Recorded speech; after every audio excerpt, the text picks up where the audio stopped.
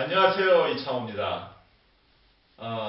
CEO 파일 책의 뒷담화 오늘 순서 진행하겠습니다. 저희가 요새 이제 재계 52 그룹들 네. 차례차례 살펴보고 있는데 오늘은 38위 그룹인 한국타이어. 네, 한국타이어 그룹 맞죠? 맞습니다. 네, 네. 한국타이어 그룹 살펴보도록 하겠습니다. 네. 오늘 또 도움말은 박주근 CEO스코어 대표님께서 정확하고도 자세한 설명을 해주시겠습니다. 네. 잘 지내셨죠? 네. 한국타이어는 어떤 회사인가요? 한국타이어. 네. 우리 기자님 아시는 한국타이어는 어떤 회사? 국내 최고, 그러니까 가장 오래된 타이어 회사 아닌가요? 그렇습니다. 네. 우리나라 타이어 회사가 3개 있죠. 네. 한국타이어, 금호타이어, 넥센. 넥센. 네, 그 중에는 가장 오래된. 그리고 현재 글로벌 7위의 타이어 회사입니다. 타이어 회사 중에서는 미쉐린 뭐부터 시작해서 미쉐린은 이제 외국 회사. 외국 회사죠. 네. 그 글로벌 기업들이 있는데 사실은 한국타이어 전신은 1941년에 조선 다이아 공업으로 성립하는데 이 조선 다이아 그 당시가 일제시대지 않습니까? 예. 즉 조선 다이아 공업은 뭐냐면 일본의 유명한 다이아 회사가 어디죠? 브리ヂ스톤입니다. 브리ヂ스톤. 네. 예. 브리ヂ스톤의 자회사입니다. 이제 브리ヂ스톤이 인천에다가 조선 다이아 공업 그러니까 일본 발음이겠죠. 딱 보면 다이아가 다이아몬드가 그죠? 아니고 타이어를 다이아라고 일본식으로 거죠. 다이아 공업으로 만듭니다. 그래서 일본 자금이 들어갔다는 얘기인가요? 일본 회사죠. 네. 브리ヂ스톤이 세운 회사니까요. 네. 그리고 51년도에 해방되고 나서 이걸 이제 조선이 아니고 다이아 제조로 변경합니다. 자, 그런데 67년도 효준그룹이 편입이 되는데 이거는 한국타이어랑은 관계가 없는 회사인 거죠? 한국타이어의 전신이죠. 그러니까 전신일 뿐인 거죠. 그런데 지분이 들어가고 효성그룹으로 편입되기 전까지는 굉장히 부실한 회사였어요. 네. 여기서 이제 또 우리가 역사를 하나 또 짚고 넘어가야 됩니다. 뭐냐면 그 삼성그룹과 효성그룹, 그 삼성그룹의 이병철 회장과 효성그룹의 조홍재 회장의 인연이 이제 여기서 알고 넘어가야 한국타이어 그룹이 어떻게 생겼는지 알 수가 있습니다. 우선 지난번도 제가 잠깐 언급했지만 경남 함안에 가면 3대 부자가 있다. 한 초등학교에 이병철 회장, 그리고 구인의 회장, 예. 그리고 효성의 조홍재 회장이 바로 3대 이제 부가 근대 부가 여기서 나타나죠. 그 중에 사실은 이 세 집안 중에서 가장 부잣집은 효성그룹의 조홍재 회장 집이었습니다. 그 당시 재산 기준으로 가장 나이가 많은 사람은 조홍재 회장입니다. 1906년생이고 그 다음 나이 많은 분이 구인의 회장이 1907년생입니다. 이병철 회장이 셋 중에 가장 어립니다. 1910년생이에요. 그러니까 4살 형이 되는 거죠. 조홍재 회장과 이병철 회장의 인연은 굉장히 깊습니다. 조홍재 회장은 중앙보통고등학교를 다니다가 60만세 운동에 연루가 되어서 학교를 그만두게 되고 일본 유학을 가게 되는데 이때 이병철 회장의 유학 자금을 조홍재 회장이 대줍니다. 그래서 돈 500원을. 그런 인연으로 시작해서 또 같은 고향 선후배 사이고 그래서 지냈겠죠. 이 두 분의 실제 같이 동업을 하는데요. 그 동업은 삼성물산으로 시작합니다. 1948년도에 여기 종로의 YMCA 자리 뒤에 있는 빌딩 거기에서 이병철 회장이 대구에서 삼성물산을 시작하다가 서울로 오면서 이제 이때 두 사람의 이제 의견이 조홍재 회장과 이병철 회장의 두 사람의 팩트가 다릅니다. 주장이 설립 자금을 보면 그 당시에 삼성물산의 주주 구성이 이병철 회장이 75%, 조홍재 회장이 25%, 그리고 나머지 5%가 기타 5인 이렇게 해서 주주 구성이 되어 있어요. 그런데 조홍재 회장이 계속해서 주장하는 것은 그 당시 자본금 중에서 자기가 800만 원을 먼저 빌려주고 이병철 회장이 빌려달라 그래서 그럴 가능성이 크죠. 왜냐하면 그 당시 부자는 이 조씨가 훨씬 부자였습니다. 그래서 그리고 그 해 연말에 200만 원을 더 빌려줍니다. 그래서 회장에게 그리고는 이거를 삼성물산의 지분으로 전환해 달라고 이야기를 했다고 주장을 하고 있습니다. 그리고 이병철 회장의 자본금은 700만 원이었어요. 그럼 단순 산술 계산을 해보면 1000만 원은 조홍재 회장 것이었고 700만 원은 이병철 회장 것이었으니까 지분 구조로 보면 6대 4 정도 돼야 사실 자본 구성이 정확한 거죠. 그렇죠. 그런데 1951년도에 회계장부를 열었는데 75대 25로 돼 있다는 거죠. 근데 조홍재 회장이 이때 그 뭐 문서가 남아있지 않았으니까 나중에 뭐 다른 걸로 갚자 해서 넘어갔다고 이야기를 합니다. 이 사실은 효성그룹의 연행에 나와 있습니다. 그리고 그러니까 주식 전환 채권을 주식 전환을 해주지를 않고 나중에 돈을 갚겠다 이렇게 얘기를 하고 주식 전환을 안 해줬다는 얘기죠. 그렇죠. 그러니까 말이 앞말이 그 앞뒷말이 다르다고 이제 주장을 했고 이게 얼마나 한이 세렸으면 2006년도에 효성그룹 60주년 기념인가요? 그때 그 당시 그 이건희 회장 오지 않아 홍나희 여사가 참석했었던 그 리셉션 장소에서 이 삼성과 효성 관계의 악연을 프린트를 해버립니다. 그 대중에게 유명한 일화죠. 네. 그때 홍나희 여사가 굉장히 힘들었다 이런 얘기까지 합니다. 어쨌든 그 일이 있고 나서 그 당시 삼성그룹의 3대 캐시카우가 삼성물산과 그다음에 제일제당 그렇죠. 제일모직 이 세 개 회사였습니다. 조홍재 회장은 60년도에 제일제당의 대표이사 사장을 합니다. 또 60년도 당시만 해도 제일제당의 현재 CJ그룹이죠. 전신이죠. 제일제당의 3분의 1, 33%의 지분이 조홍재 회장 거였습니다. 네. 그런데 이게 이제 이병철 회장이 계속 말을 바꾸니까 58년도부터 조홍재 회장이 우리 이제 결별하자고 주장을 했습니다. 그런데 결별하면서 처음에 약속한 것은 이건 효성그룹의 주장입니다. 그러면 세 개 회사 중에서 삼성물산과 제일제당과 제일모직 중에서 제일제당은 내가 경영도 했고 내가 가장 애정이 있으니 이거를 나를 달라. 그거는 다 앞에 것은 다 묻고 가겠다라고 주장을 했는데 이병철 회장이 처음에는 오케이를 했는데 계속 이거를 58년도부터 실행을 하지 않고 민적 간 거죠. 그러다가 61년도에 그 유명한 5.16 쿠데타가 일어납니다. 쿠데타 때 이병철 회장은 일본으로 도망을 갑니다. 그리고 뭐 그 한국 비료 사건 이런 게 막 터지기 시작합니다. 그때 구속된 사람은 조홍재 회장이었어요. 아 그래요? 네, 그 책임을 지고 그리고 이제는 더 이상 같이 사업 못하겠다라고 결별하면서 제일제당까지 포기합니다. 그리고 받은 그 남은 자금을 가지고 그 매입한 회사가 한국타이어 그렇군요. 그리고 한국나일론입니다. 이 두 회사가 효성그룹의 전신이 되는 거죠. 자 그러면 조홍재 회장에게는 그러니까 아들 3명이 있었습니다. 이제 큰 아들이 현재 효성그룹 회장인 조성래 회장. 그리고 둘째 회장이 바로 그 현재 한국타이어 그룹인 회장인 그 조양래 회장이고 셋째가 지금 DSL이라는 뭐 그룹 회장으로 되어 있는데 원래는 피혁 회사를 줬어요. 그래서 이 조홍재 회장이 큰 아들에게는 한국 나이론을 전신으로 하는 그 당시는 이제 모직이 중심이었으니까요. 그 나중에 효성그룹 때 그 제가 한 번 더 설명하겠지만 한국 나이론을 주축으로 하는 그 현재는 뭐 탄소수명까지 하고 있는 효성그룹은 큰 아들 조양래 회장에게 조성래 회장에게 그리고 한국타이어는 둘째인 조양래 회장에게 네. 그리고 그 피혁은 셋째인 그 중개 한국타이어의 역사가 됩니다. 그래서 이제 그 67년도 한국 효성그룹 편입이 된 거고요. 원래는 이제 일본 회사였고요.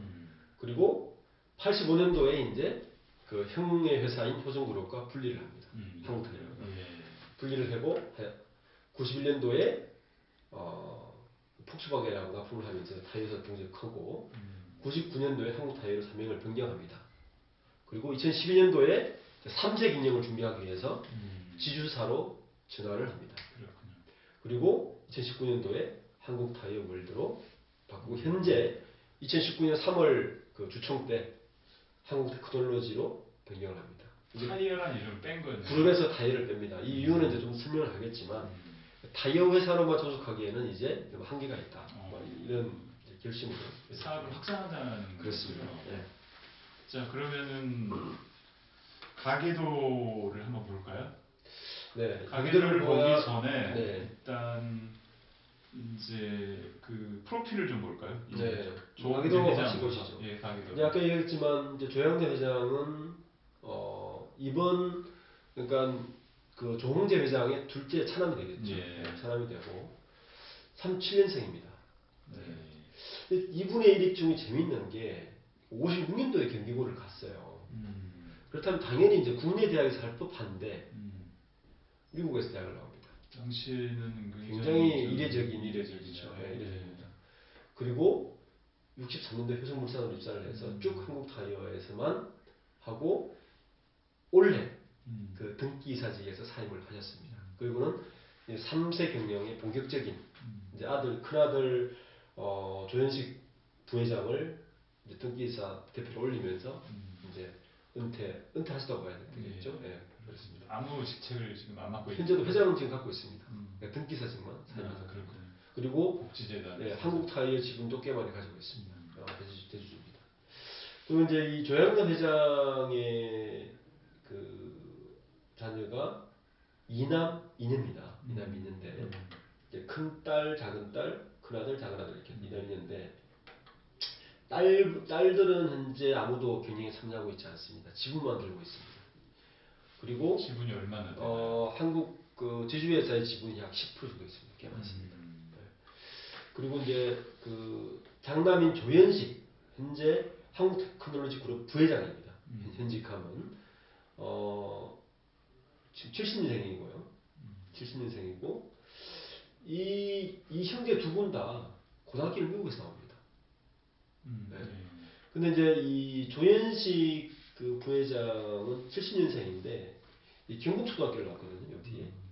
그러니까 미국 가서 공부할 때 이제 자식들을 두고 온 건가요? 아닙니다. 아닌가요? 아닙니다. 다시 한국에서. 특히 이제 이 조현식 부회장 같은 경우도 그 초등학교, 중학교를 한국에서 나옵니다. 그래서 경북초등학교를 나오고 하는데 초등학교 4학년 때 같은 반 동기가 친구가 바로 현대차그룹 정의선 부회장입니다. 아, 그런가요? 네, 경북초등학교 반 친구죠. 네. 그래서 자동차업계에서 아주 뭐 친구로 알려져 있고요. 첫 직장은 그 미쓰비시 상사입니다. 상사고 97년도부터 한국타이에 입사해서 쭉 그 이쪽은 그러니까 이 장남의 역할은 지금 영업 파트를 맡습니다. 영업 파트를 맡아서 계속 그 확장 정책에 그 이름을 해온 이력이 특징이고요. 이 차남인 조영범 사장 72년생입니다. 물론 여기도 미국에서 고등학교 대학을 나옵니다. 98년도에 타이에 입사하는데 이 두 분의 역할은 그 현재 한국 타이어 쪽은 조현범 사장이 총괄하고 있습니다. 대표이사로. 여기는 경영 관리 쪽을 주로 하는 역할을 맡습니다. 이 조현범 사장 이게 지금 지주회사 쪽이고 지주회사 쪽이고 여기는 한국 타이어고. 예. 네. 조현범 사장의 부인이 유명하죠. 이명박 전 대통령의 셋째 딸이 조현범 사장의 부인이라서 뭐 한동안 그럴 수가 있습니다. 한동안 이제 이명박 정부 때 좀 뭐 수혜를 받는 거 아니냐는 그런 얘기들을 오히려 구설수에 많이 올랐고요. 그 당시에 산재 문제라든지 그렇죠. 상당 문제가 많아서 지금도 아직 문제는 아직 해결이 안 해결되지 됐죠. 않았습니다. 네, 아직 문제는 안 있고 사망자가 꽤 많습니다. 산재 피해자들 지금 모임이 있습니다. 네, 예. 사망자가 굉장히 많습니다. 예. 그래서 아직도 해결 안 된 사건이고요. 계속 가져갈 것 같고 그래서 이 효성그룹의 혼맥도를 한 번 더 볼 필요가 있는 게 이 효성그룹의 혼맥도를 보면 직간접적으로 4명의 대통령이 연락됩니다. 4명이나 대통령. 전직 대통령. 현직 보시면 이제 조홍재 회장이시죠. 예. 이제 조홍재 회장은 딸 둘에 아들 셋, 3남 미녀를 두셨는데 이제 조성래 회장, 효성그룹 회장이죠. 그 우리가 전에 한번 혼백 다룰 때 송인상 정부 장관의 혼백 한번 다룬 적이 있습니다. 꽤 유명하죠. 허브 역할을 하셨던. 이 송인상의 딸이 송광자, 현재 그 효성그룹 조성래 회장의 이제 부인이신데 이분을 통해서 연결되는 분이 바로 노태우 전 대통령입니다. 왜냐하면 노태우 전 대통령의 장남 노재현 씨의 부인의 그러니까 노재현 씨의 장모님이 바로 송광자 씨의 동생입니다. 그러니까 이모가 되죠. 네, 조성래 회장의 그 부인이 그 노재현 회장의 이모가 되기 때문에 노태우 회장과 사돈간입니다. 이에 가깝죠. 사돈간이면. 그리고 이해창 전 국회의원과도 사돈간입니다. 바로 이정현 씨. 이정현 그 이해창 총재의 딸이 바로 또 이모가 송광자 씨가 됩니다. 그래서 노태우 대통령과 연결되고 있고요.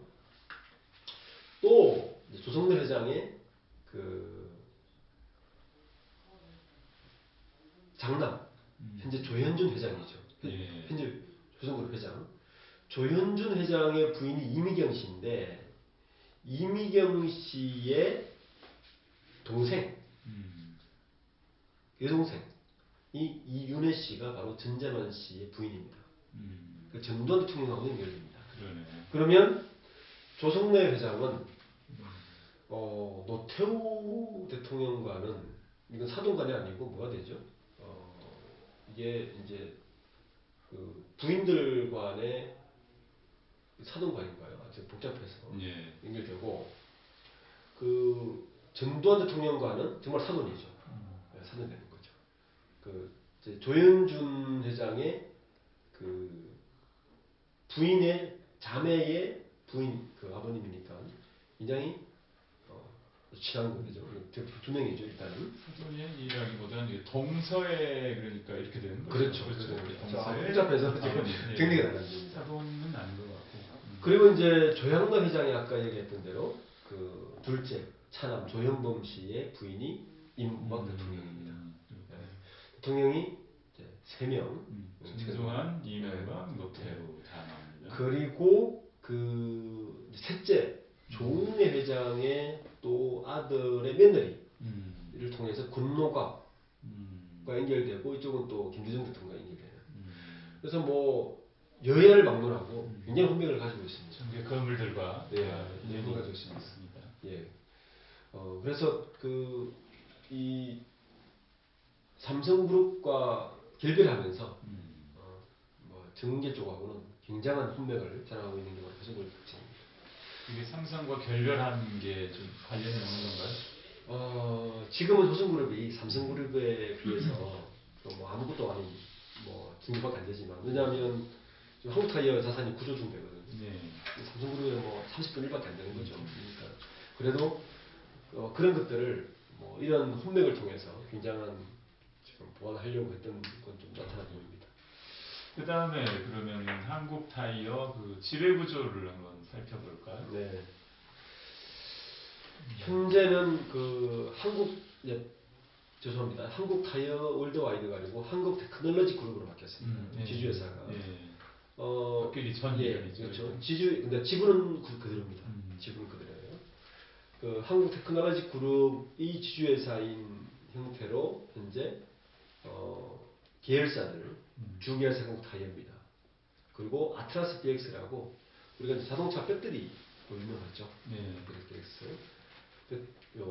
아트라스 BX 회사와 엠프론티어 세 개의 메인 회사를 거느린 이 지주회사로 운영되고 있고 그 지주회사의 지분은 조양로 회장이 24%. 그리고 제일 많네요. 조현식 장남, 조현식 부회장이 19.32%, 조현범 차남이 19.31%로 형제가 똑같습니다. 그리고 아까 자매인 그 딸인 조현 씨가 10.8%를 가지고 있는 대주주를 하고 있습니다. 재밌는 거는 이 한국타이의 지분인데요. 한국타이의 지분의 주력 사업회사죠. 조현범 회장의 지분을 아직 지금 들고 있습니다. 조현범 회장도 지분 2.5% 들고 있는데 장남이 왜 지분 갖고 있지 않아요. 그래서 지분 구조를 보면 한국타이어를 차남이 가져가는 것이 아니냐라는 이야기까지 이제 저에게서 흘러나오고 있습니다. 그리고 그 조현범 사장은 지금 몇 %를 들고 있는 건가요? 한국타이어 여기 지분율이? 나타나지 않는데 안 나온 현재 거죠? 지금 반기 보고서 기준으로 한 2.2%를 들고 아, 있어요. 그래요? 예. 많지는 않아요. 그러니까 그 조양대생 한 5% 정도 들고 있고요. 그래서 그 지분 구조만 보면 지주회사 지분 똑같은 상태에서 한국타이어 지분이 많다는 것은 그리고 또 한국타이어 대표이사가 조현범입니다. 그렇죠. 예. 그래서 이게 MB의 사유라서 그런지 MB의 사유라서 그런지 메인 회사인 한국타이어를 조현범 사장이 가져가는 거 아니냐는 설까지 나오고 있고요. 작년 재작년에 그 자동차 업계에서 비기수 중에 하나가 한라비스테온 공조가 사실 덜 유명하죠. 그 한라비스테온을 그 한국타이어가 M&A를 했습니다. 근데 그 회사는 또 조현식 회장이 주로 오셨어요. 그래요? 그래서 그렇게 갈라서는 게 아니냐라는 지금 설까지 설만 지금 나오고 있는 그런 상태입니다. 자, 지배구조는 봤고요. 지배력 강화 현상이 나타나고 있는 거죠.